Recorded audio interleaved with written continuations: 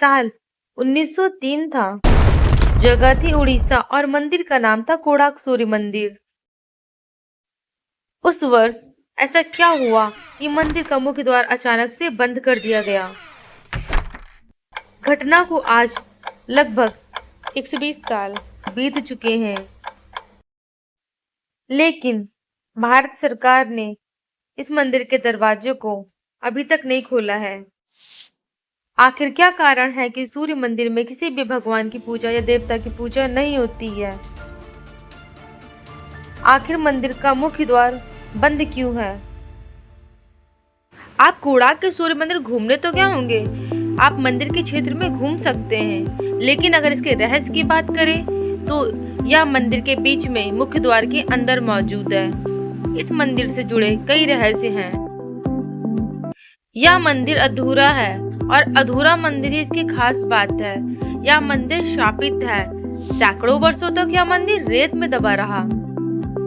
कहा जाता है कि इस मंदिर में 52 टन का चुंबक लगा हुआ था और यह भी कहा जाता है कि इस मंदिर को बनाने वाले शिल्पी ने आत्महत्या कर ली थी। साथ में यह भी प्रचलित है कि रात के समय इस मंदिर से नर्तकियों की नाचने की आवाजें आती हैं और भी ऐसे कई राज हैं जो आपके होश उड़ा देंगे। Oh, really? एक सवाल अक्सर हमारे मन में आता है कि भारत सरकार इसका मुख्य दरवाजा खोलने का फैसला क्यों बदल देती है। क्या भारत सरकार भी कुछ छिपाना चाह रही है? यह मंदिर भगवान सूर्य को समर्पित है। इस मंदिर की भव्यता के कारण यह देश के 10 सबसे बड़े मंदिरों में शामिल होना चाहता है।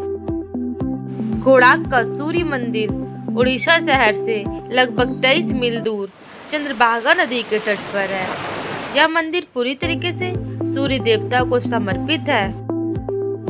इस मंदिर को सूर्य देवता के रथ के आकार का बनाया गया है। इस रथ में 12 जोड़ी पहिए हैं जिन्हें 7 घोड़े खींचते हुए दिखाए गए थे और यह 7 घोड़े कहा जाता है कि 7 दिन के प्रतीक हैं और इसमें लगे हुए जो 12 जोड़ी पहिए हैं वह दिन के 24 घंटे को बतलाते हैं और यह भी माना जाता है कि 12 पहिए साल के 12 महीनों के प्रतीक हैं। इस मंदिर को इस प्रकार से बनाया गया था कि यहाँ से उगते और डूबते सूरज को पूरी तरीके से देखा जा सके। सूर्योदय के समय मंदिर का नज़ारा बेहद खूबसूरत होता है, मानो सूर्य का लाल रंग पूरे मंदिर में फैल गया हो।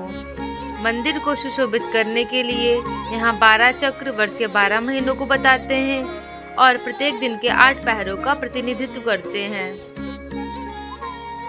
मंदिर को 2 भागों में बांटा गया था, जिनमें पहला भाग जो है वह सूर्य की किरणों के संपर्क में था और कहा जाता है कि मंदिर की मूर्ति में कांच या हीरे जैसी धातु से प्रवेश किया गया था, जिसे इसकी छाया पर बनाया गया था। वहीं मंदिर की कलाकृति में इंसानों को हाथियों और शेरों द्वारा प्रताड़ित करता दिखाया जा रहा है। यह धन और गौरव का प्रतीक है और ज्ञानवर्धक भी है। इस मंदिर को बनाने के पीछे एक कहानी है।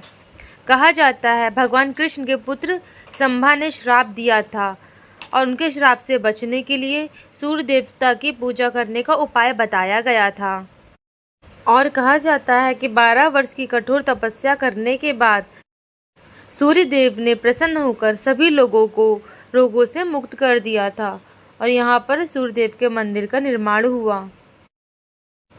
कहा जाता है कि लोगों को आज भी यहाँ नर्तकों के पदचिन्ह सुनाई देते हैं जो कभी राजा के दरबार में नृत्य करते थे। मंदिर का जब निर्माण हुआ तो छत के बीच में 52 टन का चुंबक रखा गया था, जिसे इन स्तंभों द्वारा संतुलित किया गया था। इससे भगवान सूर्य देव की मूर्ति हवा में तैर रही थी और इसे देखकर हर कोई हैरान रह गया। कहा जाता है कि चुंबक को किसी विदेशी आक्रमणकारी ने तोड़ दिया था। कहा जाता है कि इस चुंबक के कारण समुद्र में जो भी जहाज और नावें निकलती थी वह इसकी ओर आकर्षित हो जाती थी। इसके कारण नाविकों को बहुत कठिनाई होती थी, उनके जहाज नाव क्षतिग्रस्त हो जाते थे। कहा जाता है कि नाविकों ने अपनी नाव को बचाने के लिए इस चुंबक को बाहर निकलवा दिया। चूँकि यह चुंबक केंद्रीय पत्थर के रूप में कार्य करता था, जिससे इस पत्थर के निकालने के कारण उन स्तंभ का संतुलन बिगड़ गया और मंदिर को भारी नुकसान हुआ। लेकिन इस घटना का कोई ऐतिहासिक प्रमाण नहीं है। वर्ष 1568 उड़ीसा में मुसलमानों का आतंक था। मंदिर को गिराने के लगातार प्रयास किए जा रहे थे। इस कारण मंदिर के पांडवों ने मुख्य मूर्ति को हटाकर वर्षों तक रेत में छिपाकर रखा। मूर्ति को बाद में पुरी भेज दिया गया और जगन्नाथ मंदिर के परिसर में इंद्र के मंदिर में रख दिया गया। कई लोगों का मानना है कि मूर्ति अभी भी मिलनी बाकी है, लेकिन कई लोगों का यह भी कहना है कि नई दिल्ली के राष्ट्रीय संग्रहालय में रखी सूर्यदेव की मूर्ति कोणार्क की प्रमुख पूजनीय मूर्ति है। कहा जाता है वहाँ पे सूर्य वंदना को रोक दिया गया और वहाँ पे कोई मूर्ति ना होने के कारण मंदिर में पूजा पाठ का काम भी रुक गया।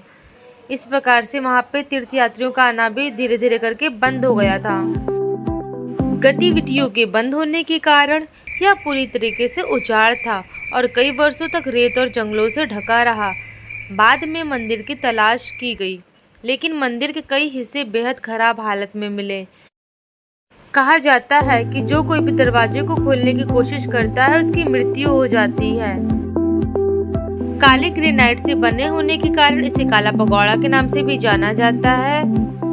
इसका निर्माण 13वीं शताब्दी में हुआ था। 1984 में यूनेस्को ने इसे विश्व धरोहर स्थल का दर्जा दिया था। भारतीय 10 रुपए का अगर आपने नोट को ध्यान से देखा होगा तो इसके पीछे इस मंदिर को दिखाया गया है।